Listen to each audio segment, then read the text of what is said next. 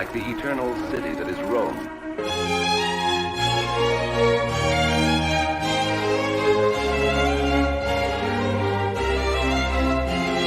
Rises upwards like a heavenly choir. Hello, everyone. It's finally Friday, the days everyone's been waiting for this week. Today, John Matthew Knowles is joining me. He is the president of the Catholic Finance Association, the executive director of the Diocesan Fiscal Management Conference, a consultant for Milvian Bridge LLC, and he is also a YouTuber himself at the Faith and Finance Forum channel. So is that the name of the channel? I'm kind of second guessing myself here. Faith and Finance Forum. Yeah, that's where you find it on podcasts for sure, and it'll work on YouTube as well. It's a show of the Catholic Finance Association. That's kind of our podcast and YouTube show. Yeah, so that's a very unique topic right there. You don't see many Catholic finance YouTubers. So, well, to jump back quite a bit. Yeah. To go back to like your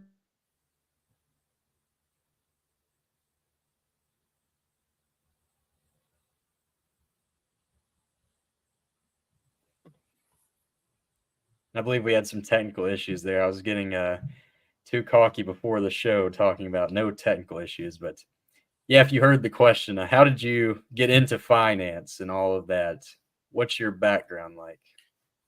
Sure. So my involvement in finance is through running financial-oriented membership associations. Specifically, my service as president of the Catholic Finance Association and executive director of the Diocesan Fiscal Management Conference. I have done a little bit of independent investing, if you will. I've bought and sold real estate properties in Florida.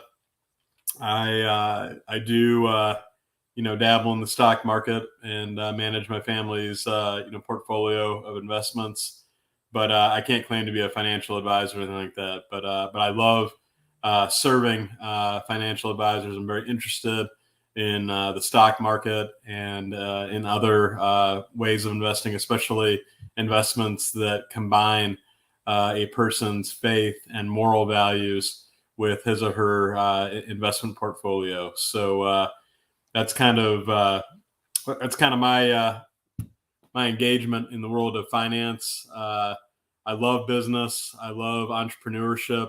I love being around people that have built businesses. My family, my wife and I have had a small business for many years now, and it's just very much in my blood, a big part of who I am. Yeah, I saw your grandfather you wrote in your LinkedIn bio, which is always poetic, everyone's LinkedIn bio, but he actually knew Henry Ford II. That's right. Yeah. He was an interesting guy. I mean, you definitely, just like an amazing person. Not uncommon in his generation. They're called the greatest generation for a reason. My grandfather came to this country from England, where he was born on a boat. He was only 2 years old. One of the ships right after the Titanic, by the way. Settled in Canada as a farmer and a laborer, and he had a musical talent. He played the trumpet, and got himself an engineering degree at the University of Michigan, and worked really hard, really mastered his trade, and became a great inventor, working at the side of Henry Ford II and Lee Iacocca and other titans of the auto industry. And he was actually on the team for Ford Motor Company that invented what was called the Ford-O-Matic, which was the first automatic transmission that Ford Motor Company brought to market.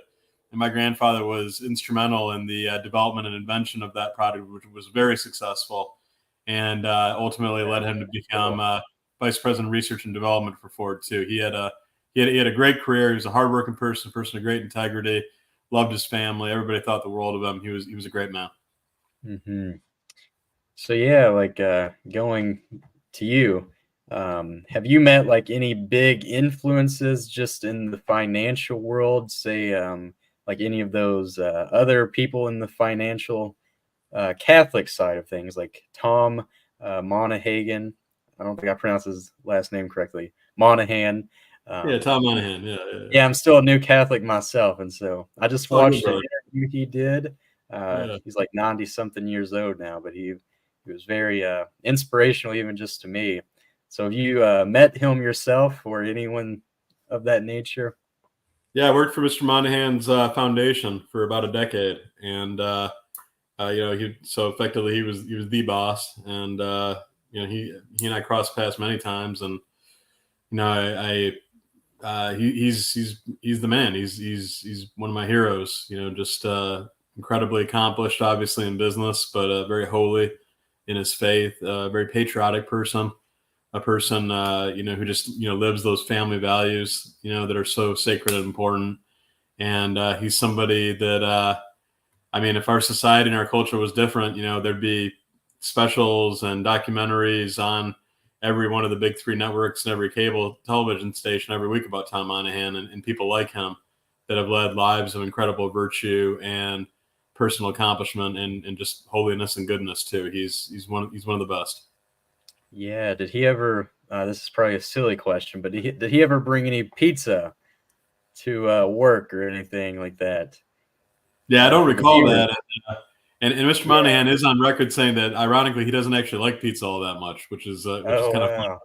So no, I Yeah. don't recall him ever bringing pizza around. See, the viewers, if they don't know who he is, he's the founder of Domino's Pizza, so that's why I asked that question. That's a good question. Yeah. Yeah, but just generally, I guess, getting a little off track here, going back on track, who is like the biggest influence just in your own uh, work life, your own personal life, really the balance of those two, even? Yeah, Mr. Monahan would be high on the list. And any kid like me that grew up in Detroit, especially going to Catholic schools and loving sports like I did too, because Mr. Monahan, owned the Detroit Tigers when they won the World Series championship in 1984 too. So that was another kind of point. So like, yeah, he'd Wow. be up there. Mr. Monahan, he's for sure. Others, I would say I've always loved history. I've always been fascinated by history. I love Abraham Lincoln. Is somebody who I really identify with. Teddy Roosevelt is another. I'm very inspired by the lives of the saints of the church, St. Thomas More, St. Paul, on and on. I could go, I could probably name dozens right now that are high on the list. So yeah, that's a few names I'd throw out. Yeah, Abraham Lincoln was actually born where I'm currently located in Hodgenville, Kentucky. Yeah, So I would say I see enough of Abraham Lincoln, more than most people want to see of him in their lifetimes. There's museums and stores and all of it, that's great. parks and all that. Well, Yeah, Illinois claims him. Illinois claims him. So maybe you should clarify the record on that. yeah, as much as I can. I made a few YouTube videos of me just going around to those places and stuff. So That's great. praying the Psalms where he was born, on the farm he was born, and all that. Yeah, so lots of Lincoln around here. Yeah, so I don't know. I'm trying to transition here back into the Catholic Sure. Finance Association. I I'll was follow your thinking lead, maybe, brother. Yeah. yeah. So really, with this job, what are some of the lessons you've learned? See, it sounds to me like a very um, like leadership role in a sense. Like I would assume you get a good overview of the entire church from that position. It's kind of like a bird's eye view of the church, or even the diocesan job you also have. Um, so, what are the things like you think Catholics can do, maybe to come together financially, maybe creating guilds or piling on their investments together, families coming together to invest in things like what are some of those things that you think just the average Catholic can do financially to really benefit the church, to spread the church throughout the world? Wow, great question. So let me make a few reactions and suggestions. One, be frugal with your money. Earn a high income, serve other people well. Generate as much productivity as you can, and then be very generous to your local parish first and foremost. Make sure you're giving to your parish. Pick out Catholic organizations and charities in your community that need your help. Charities that serve the homeless, serve the poor, charities that are there for women in vulnerable circumstances, considering abortion. For instance, single moms, just people that need help. Support your Catholic education. Consider sending your children to Catholic schools or homeschooling in a Catholic curriculum. In terms of your investments, you got to make sure that they're morally aligned and your portfolio is not underwriting morally objectionable practices. So make sure you're working with one of the many firms that offer a Catholic aligned portfolio. Some of the best out there are Aquinas Wealth Advisors, Ave Maria Mutual Funds, and there's many others, too many to list right now. But work with one of those groups that's very strong in making sure that your investment portfolio is not contributing to abortion, euthanasia, slave labor, Chinese Communist Party. Just make sure that your money's staying away from all that. And there's easy ways to do that these days through the firms I mentioned and others. And then lastly, I would just say think about how you're using your resources on your own. Is it aligned with the virtues? Are you being wasteful? Are you spending your money in a way that doesn't honor the gifts that the Lord gave you to develop those resources? Just be frugal and be prudent and look at your money every day, look where it's going, and make sure that it's aligned with your deeply held beliefs and your moral convictions. Yeah, and so even going deeper from that point, like how does really managing finance, like being involved in the financial world, how does that shape virtue? Like even from my limited experience, not really grappling with finance so much as kind of being like the CEO of just like a company online. Like I've definitely had to kind of reconsider humility, just learning humility about all of this, like not to tell everyone about it that I see in my personal life, say, oh, I'm a YouTuber, not to every person I see on the street and all of that. Just kind of continuing to have that humility. So have you experienced anything along that line? Maybe perseverance as well, or even patience? Yeah, I mean, people spend most of their time working, and the money that you earn through your work, it's just very important to remember that that's a gift from God. I mean, what I believe is that at the very beginning, at our conception, God has a plan for our lives, and he gives us gifts and talents that we didn't have to do anything to receive, but they ultimately steer us toward whatever profession or vocation the Lord has planned for us. So whether you're a financial advisor or a CEO or a professional football player or whatever, God gives you these advantages, and your job is to actualize them. So if you're really good with numbers, and that's evident when you're young, I mean, you owe it to God to steer into that and develop a real strength with mathematics and a real strength with finance and the other advanced math disciplines, so that you can earn a good living and that you could raise a family and support charities and serve the poor and the less fortunate in your community. So and you got to be constantly evaluating that every day, every week. I mean, where's my money going? Where's my time going?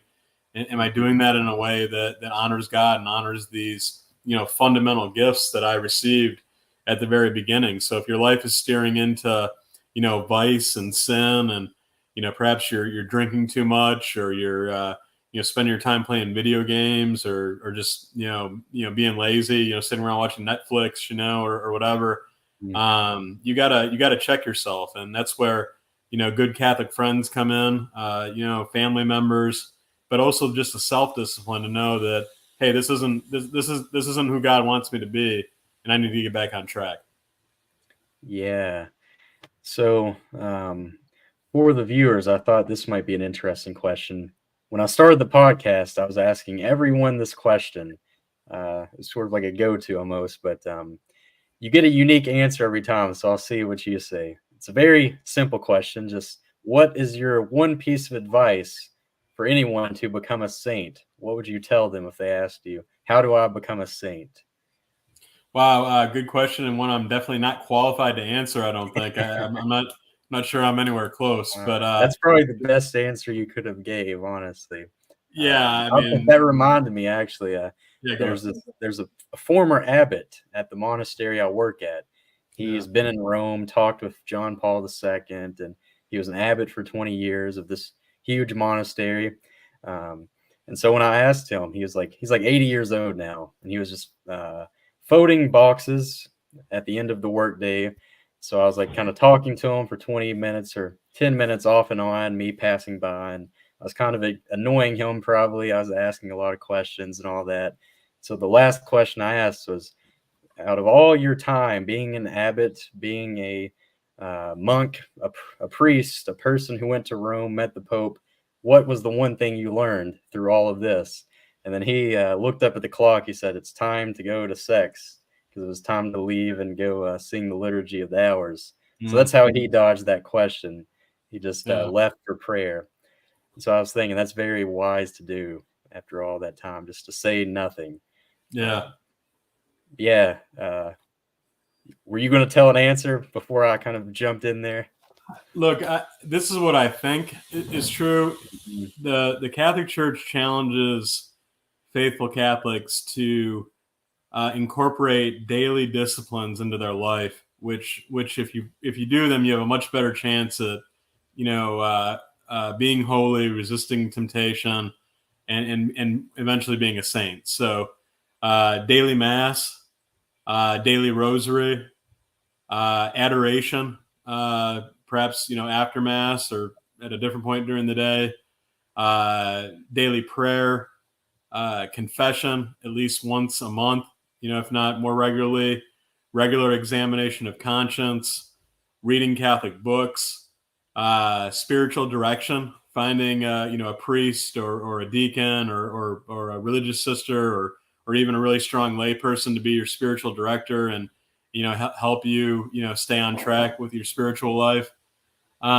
If you do these things, you're going to be much more empowered to stay on course towards your destiny of being a saint. You just can't help it, because frequently you'll be again challenging yourself to resist temptation, resist sin, be a better Catholic, and to live the gospel. So that's the game plan I would recommend. Yeah, it's a very good answer right there. Very good. So going a bit further, going to your Faith and Finance podcast. How many people have you interviewed? I actually just checked this out maybe 10 minutes before we jumped on the show, and it looked very good. I bookmarked it. I'll go back and listen to some of it. How many episodes so far?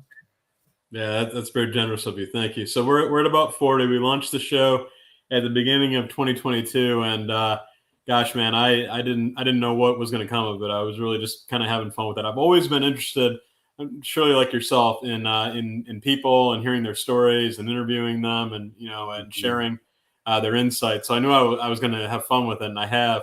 But I never dreamed that I would get the caliber of people I've had on the show. Everybody has something to say about faith and finance and the intersection of the two. We've done about 40 shows over the past year and a half or so, year and 3/4, and we're going to keep going with it. I'm having a ton of fun with it. We got a lot of interest in appearing on the show. The guests have been phenomenal. We're going to continue to get better guests too, and we spend 1 hour on the show. We start with a prayer, real quick bio, and then I just ask the person about their spiritual life, their youth, their preparation for a professional career. And then we dive into, whatever they got going, whether that's, the book they just wrote, the company they're managing, the area of expertise that they specialize in. And the ultimate objective is to present an individual who is out and expressive about their Catholic faith. And it's a big part of their identity. And they've done great things in business and in finance. And we've just had so many good conversations. Are you a fan of the Beata Dudes by Jeff Yeah, man, that's good show. Scheiblein? Real good show. One of my best friends, Chris McMahon, was on that show and did a great job with him. We had a lot of fun with him. That's a good one. I recommend it. Yeah. What did Christopher Mann? Did he found like a company or something like that? Yeah. Chris McMahon's a great guy. He's the founder of a wealth management firm in Pittsburgh, his hometown, called MFA Wealth, and he's also the founder and chairman of Aquinas Wealth Advisors, which is That's a Catholic robo advisor. Yeah, Chris is a great guy. He's somebody you should keep an eye on. Yeah, I believe I watched like 10 minutes of that episode. He was very down to earth. So Yeah, man, he's good. He's good. He's a good man. yeah, I'd say that's kind of like what Tom Monahan reminded me of, just someone who was really down to earth, like sort of like the not Steve Jobs, who am I thinking of? Bill Gates. Like they just drive like an average car, wear like average clothes and all of that. Well, that's an interesting thing you bring that up, just that modesty, because that's a big theme of Mr. Monahan's too. He writes about that in his book. How he used to have all these material possessions, that were a big part of his life. You know what I mean? And he really gave all that up to a large degree because he realized that it was getting in the way of his relationship with him and the Lord, and it wasn't a good way for a Catholic gentleman to live. And you're right. A lot of people come to that point too. And I am not wealthy enough to claim that I did that out of some I guess brave moral decision or whatever. But I do try to avoid kind of exotic luxuries and being tempted by just the flash of material possessions and all that. I mean, the thing that I think means the most is just having a good home, a good safe home in a safe neighborhood that your kids can grow up in, and you and your wife can be happy, or if you're a woman, you and your husband can be happy. And you don't need much more than that. If you got a roof over your head and food in the fridge and clothes on your back, and your kids have toys to play with and they have activities they can participate in, I don't know what more you really need than that. I think you're about 90% of the way there. And then, of course, going back to our finance theme, you got to retire your debt as quickly as possible. So if you have student loan debt, you got to pay that off as quickly as you can. Never get into credit card debt. Never get into car debt. Drive a beater car, drive a cheap car rather than have a car payment. It's a total waste of money. Save up for the car you need once you're in a position to do so. And then once you have those debts paid off, start working on paying off your mortgage as rapidly as possible. If you do have a mortgage, try to keep it a 15-year mortgage, and try to pay it off as quickly as possible so you're completely debt free. Yeah, and so someone like me, not asking for myself, of course, not asking for my own personal curiosity, my financial curiosity, but say you have someone like me, like 20 years old, maybe let's go back a bit. Say they haven't graduated from high school. Would you recommend that they go to college, like right out of high school? Like how should they sort of get into this financial responsibility, sort of the Dave Ramsey style of investing $5,000 a year, like in the Roth IRA and all of that? Like, what would your advice be for someone like that? My advice would be if you're going to college to learn a high income discipline, one that, and you can research this and discover it, and you're going to learn something that pays you a really high income right out. Yes, go to college. So if you're studying computer engineering, if you're studying, coding, if you're going to be a specialist in designing AI systems, if you're, going into, just something that gives you, a tangible, useful skill. Finance is another one. If you're going to be, get yourself a finance degree and do really well in that program and do internships and learn from smart people that are further down the road. There's I don't want to say that there's only a few disciplines you get into. There's a bunch of them, but yeah, then I think you should go to college. If you're not interested in those things and you don't think you're going to do well in those programs, I would heavily recommend that you take a look at an alternative career path, be it in the trades, be it in getting a certification, say real estate, other technology fields where it might not necessarily need a 4-year degree. take a serious look at those options right now, because the cost of college has become so excessive, and the return on investment is not guaranteed. I think you're very wise to think very long and hard about how much debt you want to take on, and how quickly you're going to pay that off based on what your expected earnings will be on the other end of graduation. Mm-hmm. So I was just kind of thinking behind me here. I put Mother Angelica's book. Yesterday I had one of Scott Hahn's book, but one of his books, but I took it back and I was like, I need a book behind me. There's always a book there. So randomly I just grabbed the book I was reading and put her behind me. And so thinking of her story, like she was a nun, of course, and she kind of relied on faith to really build this multi-million-dollar media empire. It's like, what do you think the role of faith is, like, for the Christian in personal finance? Do you think it's responsible to sort of always not have enough money for the grocery bill at the end of the month and hope, like, on the last days someone gives you like a check, a donation or something? Or do you think like Christians should prepare more? Should they have a retirement account? Should they invest to save up their money and all of that? Responsible financial planning and consumer finance is a demonstration of your Christian values, both for yourself and especially if you have dependents. If you have a spouse and children, you absolutely cannot live in a way where it's like, hey, at the last day of the month, a check is going to magically appear in my door, and I guess my kids will get to eat.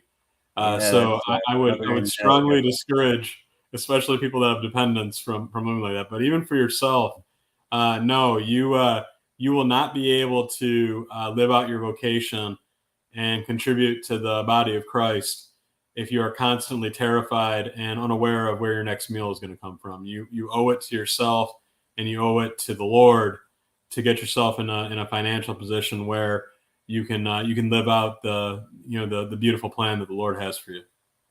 Mm-hmm. Yeah. One other aspect that comes up when I think about finance is just or work in general, the other side of things, rest. So that's at the very end of the week, Sunday.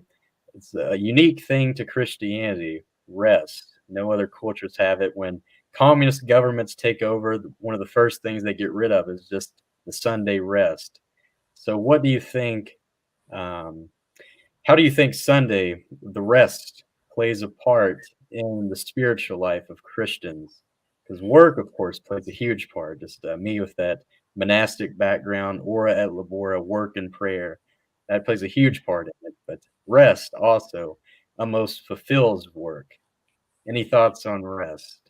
It's one of the 10 Commandments. I mean, keep holy the Sabbath. So you shouldn't be doing physical labor on Sunday, for sure. And that includes if your job requires physical labor. You got to do that another day.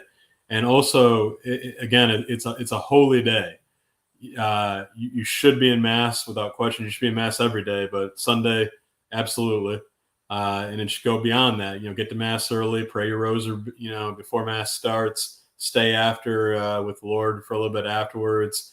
Approach the priest afterwards, thank him for the mass, ask him if he needs any help around the parish. Make your spiritual life, your faith life, the center on Sunday. That's not a day to be consuming a ton of alcohol or anything like that.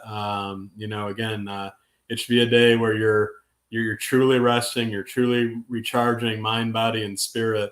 And in a particular way, that day is focused around the Lord. So, no, I think the day of rest is really crucial, and you have to take it very seriously. And then you gotta push very hard, working as hard as you can the other 6 days of the week. Yeah. So I think that's really a good place to end here.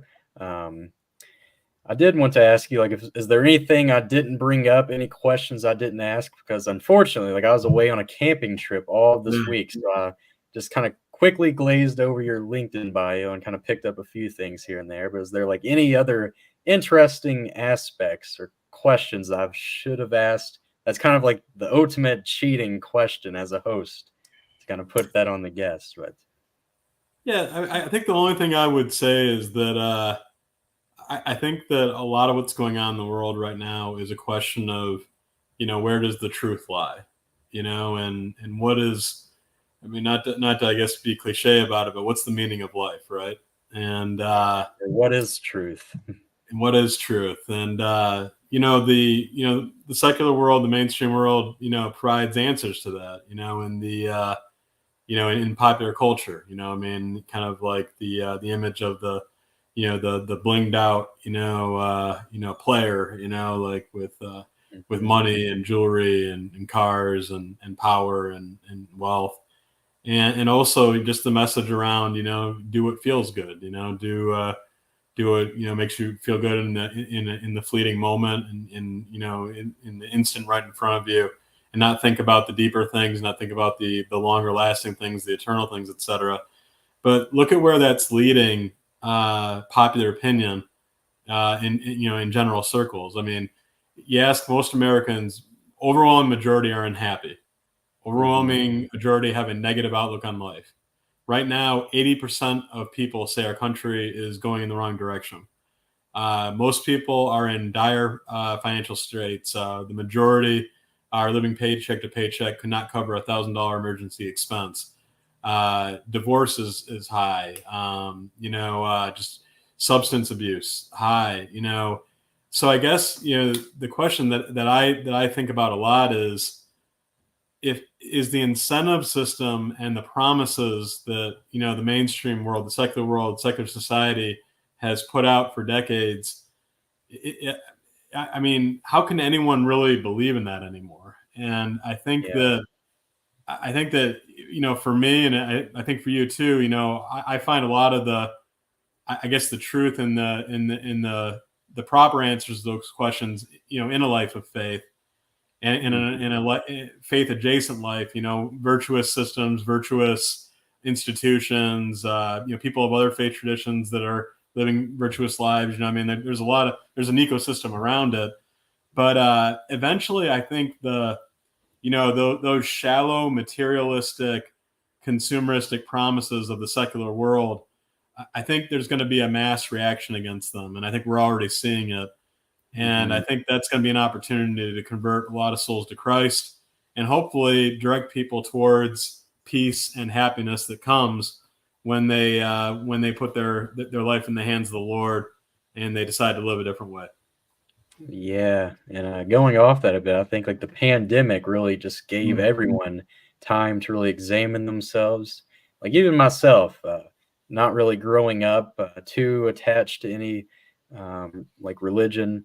Of course, I went to the Baptist church on holidays and all of that, but like besides that, during high school, I was distracted by other things, and just that time during the pandemic, I was allowed to really sit down and examine myself.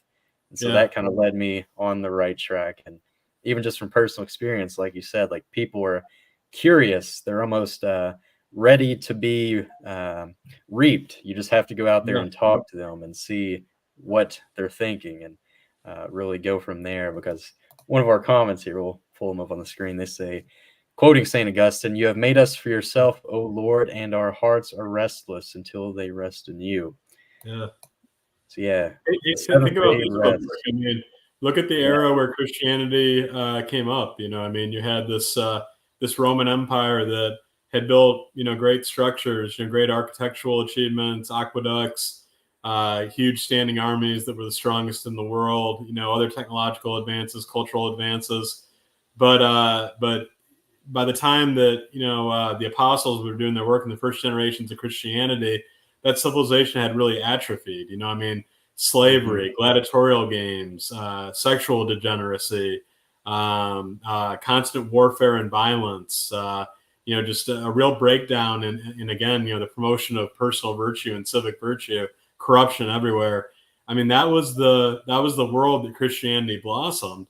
Was in a world that was otherwise dark. So, I mean, I guess for me, we live in a world that I think has a lot in common with that era in history.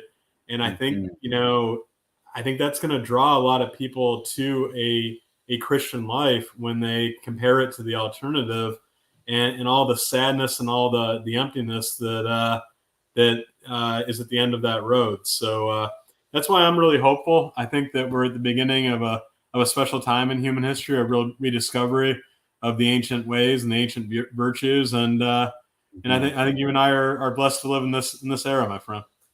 Yeah, we were made for these times, as Gandalf, I think, says. And well said. Yeah, we just have to continue to like be our own lights wherever we're at, wherever God places us to serve the church.